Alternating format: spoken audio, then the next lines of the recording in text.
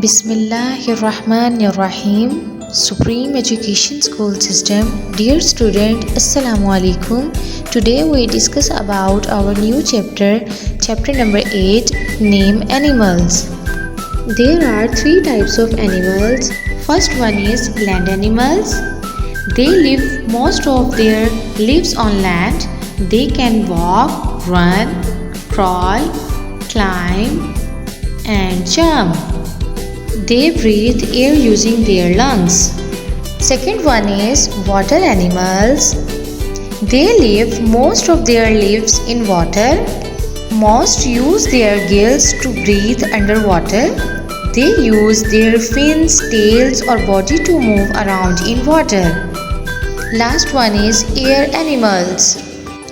They are animals that can fly or spend most of their lives in the air. Some common examples of air animals are eagle, parrots, sparrows, and butterflies. Thank you.